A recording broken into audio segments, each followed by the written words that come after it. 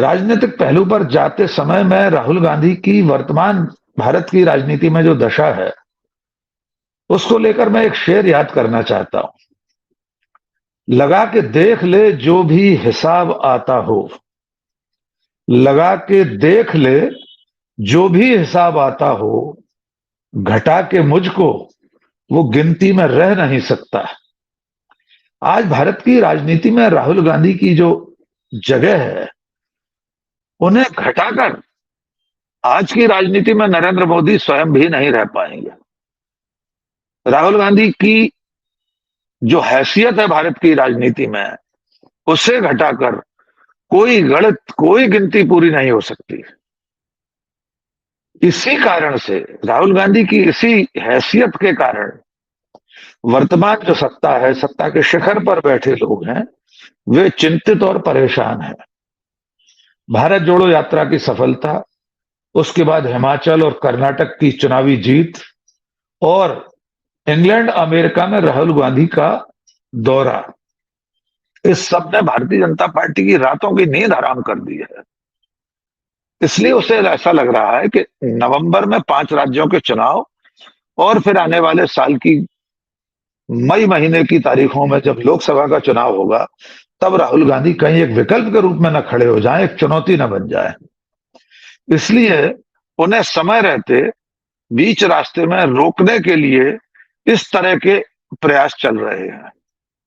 मेरा स्पष्ट मानना है कि लोकतांत्रिक व्यवस्था में, चुनावी राजनीति में, कोई भी दल, कोई भी नेता अपने विपक्षी को, प्रतिपक्ष में सक्रिय किसी व्यक्ति को, किसी राजनीतिक दल को रोकने के लिए, उसकी सफलता के मार्ग में अवरोध पैदा करने के लिए किसी भी सीमा तक जा सकता है।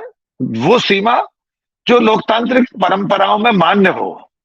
आप राहुल गांधी को अगले 100 साल तक चुनाव हराते रहें, चुनावी राजनीति के तौर तरीकों से, वोटों के जरिए।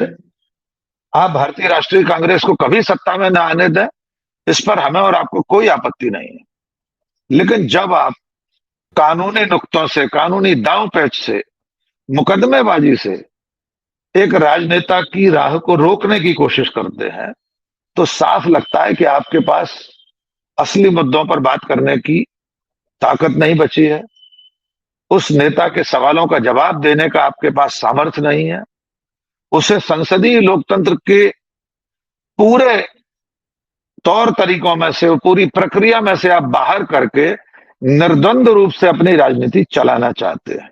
संजय जी, इस फैसले के 2 पहलू हैं। एक न्यायिक पहलू है और एक राजनीतिक पहलू है।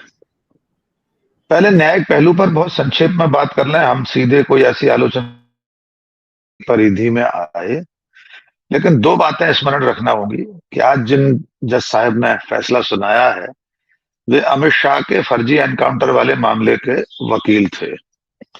वे माया कोडनानी के भी वकील रहे थे। ये एक परिचय उनका सिर्फ दे रहा हूं मैं, इसमें कोई अवमानना नहीं है। दूसरी बात, उन्होंने फैसले में राहुल गांधी पर चल रहे अन्य मुकदमों का उल्लेख किया है, जिसमें सावरकर के मुकदमे का भी जिक्र किया है। सावरकर के पोते ने राहुल गांधी पर जो केस कर रखा है। मैं कोई कानून का जानकार नहीं हूं, लेकिन एक बहुत साधारण पत्रकार होने के नाते मुझे लगता है कि जो प्रकरण लंबित हैं वे नजीर नहीं माने जा सकते।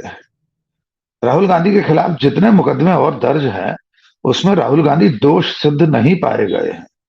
उन्हें कोई सजा नहीं हुई है, उन्हें कोई दंड नहीं हुआ है। विधि व्यवसाय में, विधि की परंपरा में वो फैसला नजीर बनता है जो सुप्रीम कोर्ट में सबसे अंतिम पायदान पर जाकर निर्धारित हो जाए और उसके बाद उसकी और कोई उससे ऊपर की अपील न हो। चाहे संवैधानिक मसला हो, चाहे क्रिमिनल का मामला हो, जब तक अन्य केसेस में कोई फैसला नहीं हुआ है, तो उन्हें बतौर उदाहरण, बतौर नजीर आज के इस फैसले में उनका उल्लेख करना, उनका जिक्र करना मेरी समझ से बाहर है। विनायक दामोदर सावरकर के पोते का भी उन्होंने उल्लेख किया, पोते द्वारा किए गए केस का। खास तौर से ये जो पैराग्राफ है उस फैसले का, मुझे ऐसा लगता है कि ये कोई खास जगह पर बैठे लोगों को संदेश देने के लिए उसमें शामिल किया गया है। वरना कोई कारण नहीं है कि जो प्रकरण अभी लंबित हैं वे कैसे आज के फैसले का आधार बन सकते हैं? आज के फैसले का आधार तो गुण दोष के आधार पर इसी फैसले के साक्ष्य और अन्य विषय हो सकते थे। राहुल गांधी इस फैसले की रोशनी में अगले 6 साल और 8 साल चुनाव नहीं लड़ पाएंगे। आप कल्पना कर सकते हैं कि विपक्ष का सबसे बड़ा नेता संसद में नहीं होगा। हम नहीं कह रहे वे सत्ताधारी बेंच पर जाकर बैठे, लेकिन विपक्ष में बैठने की मोहलत और मौका किसी भी राजनेता को मिलना चाहिए। उसे रोकने के लिए अगर अदालतों को औजार के रूप में इस्तेमाल किया जाएगा, तो अंततः हमारे पूरे इलेक्टोरल सिस्टम पर, हमारी पूरी चुनावी प्रक्रिया पर, हमारे संविधान पर, हमारे लोकतंत्र पर सवाल खड़ा हो जाएगा। मैं अपनी बात को यहां विराम दूंगा संजय जी। आपके उत्तर प्रदेश का एक मामला है आजम खान का। वे सजा पाकर अयोग्य हो गए, उपचुनाव हो गया, दूसरा आदमी चुनाव जीत गया दूसरी पार्टी का, उससे ऊपर की अदालत में वे बरी हो गए, दोष मुक्त हो गए उस मामले से। अब क्या होगा? संविधान और कानून, देश की जनता ये सवाल और इसका उत्तर ढूंढेगी कि नहीं कि जिस व्यक्ति को आपने एक मामले में सजा के आधार पर विधायकी से, सांसदी से, जिससे भी अयोग्य ठहरा दिया और उससे ऊपर की अदालत में वो दोष मुक्त हो गया, तो क्या अब उसकी वो जो विधायकी या सांसदी बहाल होगी? असल में इन सब चीजों का फैसला जनता की अदालत में होना चाहिए संजय जी। मैं ऐसा मानता हूं कि कानून की अदालत से बड़ी अदालत जनता की अदालत है। राहुल गांधी का फैसला भी जनता की अदालत ही करे। जनता जब तक चाहे उन्हें सजा देती रहे, इसमें किसी को ऐतराज नहीं होना चाहिए। लेकिन जनता की अदालत से घबरा कर ही वर्तमान सत्ता कानून की अदालत में विपक्ष के नेता को खड़ा करके उसकी आगे की राह को रोकने का काम कर रही है। जी संजय जी। राकेश पाठक जी, क्या आप भी सहमत हैं कि आने वाला समय और खतरनाक होगा फिर बाकी दलों के लिए भी? बाकी दलों के लिए तो तब खतरनाक होगा जब सचमुच में केंद्रीय सत्ता में इतना बड़ा परिवर्तन हो जाए कि आज जो सबसे बड़ी पार्टी विपक्ष में है या वो उसका गठबंधन, वो सत्ता में आ जाए।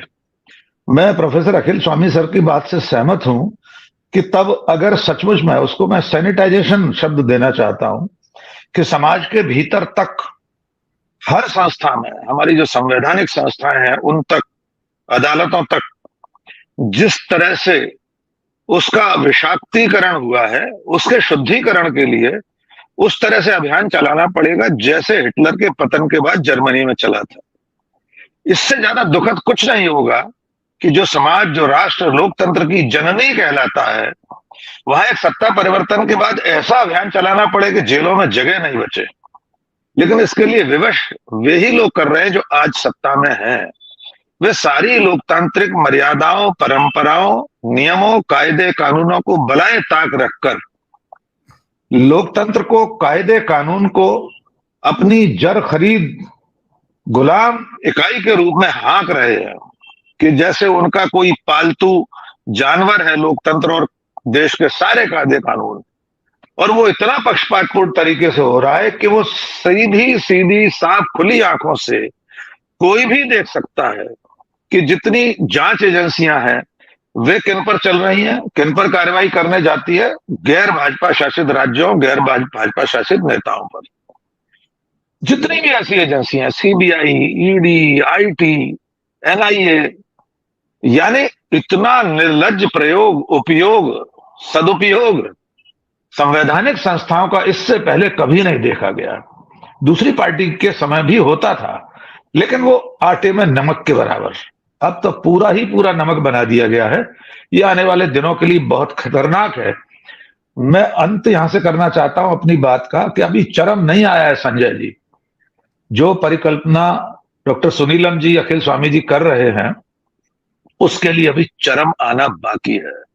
जब तक पूरा देश त्राही नहीं करने लगेगा, जब तक कट्टरता का, इस सत्ताधारी विचारधारा का भस्मासुर अपने ही लोगों पर पूरी तरह हाथ नहीं रख देगा, तब तक इसका चरम नहीं आएगा। अभी तो एक प्रवेश शुक्ला की देहरी पर बुलडोजर पहुंचा है।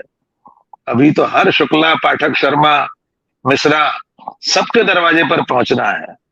तब लोगों को समझ में आएगा कि उसने जो भस्मासुर खड़ा किया था जिसे वरदान दिया था, वो नृत्य करते करते उनके ही सिर पर हाथ रखने आ गया है। उसके बाद इसका पतन शुरू होगा। अभी इंतजार कीजिए संजय शर्मा जी, चरम आने में थोड़ा सा समय बाकी है।